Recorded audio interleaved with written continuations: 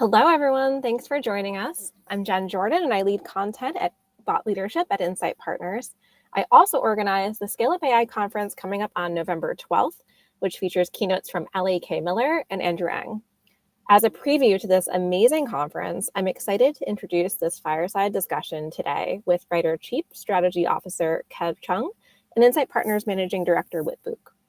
During our session today, we're pleased to offer you 35% off a virtual ticket for Scale Up AI. Just look for the code and website to come up right here on screen. With that, please welcome our speakers to the stage. Over to you, Whit. Hey, everybody, welcome. Thank you so much for being here. I'm very excited to be hosting this Scale Up AI Soundbites, which is an engaging series of AI-centric LinkedIn Live sessions featuring a bunch of great leaders from Insight Partners portfolio companies who are shaping the future of AI. These talks set the stage for Scale Up AI, which Jen just mentioned, one of the first global conferences that really brings together the top AI builders, executives, luminaries, and innovators. And we are thrilled that our portfolio company Writer is a Scale Up AI partner this year, and that I have the opportunity to once again interview their Chief Strategy Officer, Chung. So Kev, welcome. Really appreciate you being here today. Thanks, Whit. Always good to see you, my friend. So I'm excited to do this again. Likewise, this is always fun. And I've got a few really good questions for you. Our theme today, which is a very fun one, is about AI adoption and why your enterprise might be doing it wrong and how to really shape the workforce of tomorrow. So the first question I have for you, we see a lot of AI projects that look really great on paper, but they don't necessarily move the needle for the business or drive really measurable outcomes. And Writer's done a fantastic job of ensuring that customers are getting real measurable value out of their projects and deployments with Writer. And I'm really curious if you can talk about how you do that up front. How do you make sure that these initiatives are aligned with the right objectives and have the right measures of success on the other side?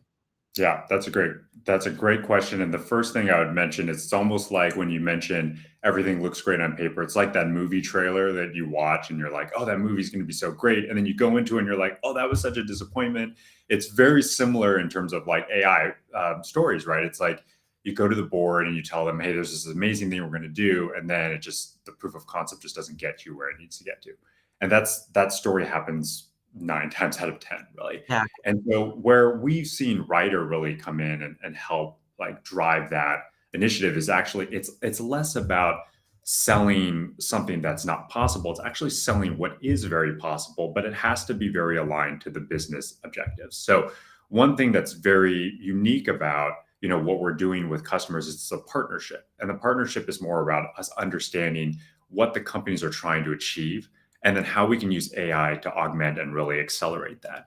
Less so us selling a specific solution to them, right? And so I think that ultimately is where we really drive a lot of the value to be tightly aligned on what their strategy is, because we need to understand their business as well as like they know their business. And how do we then bring the AI components into it to really make that happen? Less so us trying to push a standard, SKU. Right. And that's really what's different here, I think, in AI. And what's really unique about this industry is that every solution and problem and workflow that we're sending is customized. It's not the same for customer A versus customer B. It's very unique. And I think that's the way we can at least get the ground up and running and be able to move the needle for businesses, really. Yeah. And are you doing that through workshops, or is it more of a kind of consultative selling process, a combination? Like, how does that conversation about their business objectives happen? Yeah, it's usually, I mean, it happens in the first meeting when we meet with them and just sort of share with them like our vision of like what we're trying to do. I mean, we're really, the mission is that we're trying to transform work and we're trying to make work better for them, and really drive the adoption of a brand new technology, right? And so enterprise AI, particularly in this space, is I would say it's an emerging and new thing, but now we started to see a lot of adoption. So it's really when we come into it, it's a partnership. We walk through use cases. There's sometimes use case mapping immediately off the bat on day one. Sometimes it's like we need to come on site and we'll sit with them and talk through what this looks like. Many of these organizations already have a lot of the ideas already in their heads, and they need a sounding board, right? And so we can come in there and be that sounding board for them and say, look, we've seen this, 1,000, 10,000 times already. So, how can we help really crystallize what you're already thinking and put that into action specifically for how you want to do it? And so it comes in all different flavors. Sometimes it's like we're a little bit of your AI therapist, right? Like we come in and we talk to them about all the bad things that have previously happened, and then maybe like the light at the end of the tunnel type stuff. And then other times it's like they just need us to really spitball and really work through tactically how this is going to be done. So it's way across the board, everything. I applaud the fact that you guys are taking such a nice kind of customer specific by customer specific approach to this, because I think you're right that no two use cases are identical. And so, yeah, a really cool approach.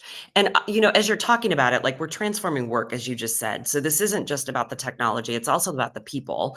And I think we've gotten over at least the initial, a lot of people were either super scared of AI or they were super in. I think we passed a lot of that initial shock when, AI first really became a thing that everybody could touch and use. But do you see customers trying to foster a culture of upskilling, innovation, making it a cool thing to try to avoid some of that resistance? And I guess coupled with that, I also feel like a lot of people try it, don't set it up properly, don't get the result they wanted, and quickly give up on the tech. And so I'm curious, sort of in the adoption side of things, how do you make sure the people are in and that they're successful and learning along the way? Yeah, absolutely. I mean, people are at the center of what we're doing here with AI. And so we definitely have moved from a world where there was a hesitation and fear more to, how can I adopt this to actually make this better for me? And what we found recently is we're actually seeing organizations say, hey, we want to use AI to give our employees superpowers, right? This is less about replacement or changing the entire ways we want to do things. It's actually more about how do we actually give all of these employees superpowers to be able to do more with what they have, right? And using tools for that. And so that part has been like a really astounding piece of where we've evolved, I would say, even in the last 6 to 12 months, where the narrative has changed, where I see organizations now embracing it, and it's actually happening bottoms up, right? We're seeing, workers and employees say, I want to use these tools because I've been testing a bunch of things and I want to be able to figure out how I'm going to use it. When it comes to adoption, now that's obviously a big topic, which is, if you're going to invest the time, the money, how are you going to get people to use it? So one of the things that is really critical to the first question you asked was, how do we align something to the objectives of the company? Everybody in a company has sort of their mission. The mission is to drive a particular goal. And if we can use AI to help accelerate and get to that goal faster, then everybody's on board, right? Everybody wants to use it more. Right. And so that is typically how we've seen adoption really, really go straight up through the roof with a lot of our applications. Is mostly like we're all trying to solve a particular use case or a workflow or something that you want to do. And now with AI, like that used to take me 6 months. Now I can do it in 2 weeks. Wow. Now what else can I take on? And so when people see that that's the aha moment that people see almost immediately. And so that motivates, I would say, everybody from executives, board members, all the way to the people who are actually using the tools to be like, yes, I want to lean in more and I actually want to do more. I mean, we see customers that started with 1 or 2 use cases and now are in hundreds of use cases, right? And that's in a span of 6 to 12 months. Yeah. Yeah, that's really exciting. I love that idea of give our employees superpowers. That's such a compelling way to think about it. And, who doesn't want in on that game, right? Yeah, exactly. Okay, so now let's talk about kind of in the setup process. We all know the phrase garbage in, garbage out. Obviously, having things set up properly, the data normalized and available in the right ways. How do you help the customer to kind of prioritize all of that setup stuff and to invest the right things up front to make these applications really effective? Yeah. I think data is actually one of the big topics that customers are almost, I would say, paralyzed by, where they're almost like, we have too much data, or our data is unstructured, or it's not clean, or it lives in too many silos, right? And so almost the data conversation almost feels like an inhibitor for adoption, because they're almost like, what do I do with all of it? Yeah, what do I do with all of it? Yeah. But actually the gold mine, right? Like the gold mine is the proprietary information of a company that is their unique like secret sauce, really, right? Like that's something that Yeah. nobody else has. And so ultimately, like for us, the garbage in, garbage out is less of a concern in enterprise because I think most enterprises have a wealth of information. It's mostly about educating them on, look, this is how you accurately apply, a knowledge graph system of your data to a full stack system in order to generate reliable, accurate output that is consistent and on brand with your company. And that's going to be unique output for you and only your company. So ultimately, that is the biggest unlock we can provide to companies, particularly as they're hamstrung with data. Because I've never heard any company tell me I don't have enough data. Most of them are like, I've got way too much. How do I make sure I'm pulling the right things? I almost feel like I have too much that it's like it's going to confuse the AI system, and I'm like, it won't. Like all Yeah. you need to do is be able to piece it together, and that's like where the partnership comes in, which is they know their data, they know like what lives there and what types of things they want to get out of it. We're really great about putting it together so that it can help them get to the output that they want. And so that's where the partnership really comes in and really plays a big role. Yeah, I mean, it feels like this is the first time we've had a a capability to tap into and understand a wealth of data across many different systems that prior was all about trying to pipe data between systems and try to figure out how to query it the right way and get the Yeah. proper insights. And this is kind of the first time we can actually unlock the value of a company's big, big set of data. So yeah, that makes a Yeah. lot of sense. Yeah. Um, and I'm really curious about how you help companies decide where to start. Is this either a like pick the biggest whiz bang showiest AI project but might be high risk, or is this more a pick the low hanging fruit, show some early success, get the buy-in, and then kind of iterate and scale as you go? Like how do most customers tend to lean in that regard? I mean, we see customers bring both of those examples on the table, which is like we want to go big and we want to, hit this home run, and others who are, I have 100 use cases that don't seem too flashy, but certainly are like things that are, really big, drivers for us. Ultimately, it really comes down to the sort of the same thing we talked about, which is what are the things that are going to drive maximum impact, right? Yeah. And we typically will lean more towards, look, we play the long game, right, with customers in terms of a partnership around, if we can solve one or two things for you that aren't a huge, like low barrier to entry for you to get in here and really drive a lot of value. We know that there's plenty of room for us to grow from a few use cases to dozens to hundreds to thousands of use cases. And so we're not in a rush necessarily to be like, hey, we got to hit the home run right away. We Yeah, want to yeah. come in and really show it, right? And ultimately, we've seen that actually play out many, many times over where, you come in and you solve something that isn't, particularly, I would say most of these use cases are customized. Some of them are highly complex, some of them are not. But ultimately, the end state is it driving ROI in a meaningful way? Is it making my life better? Is it giving my employees that superpower that we talked about?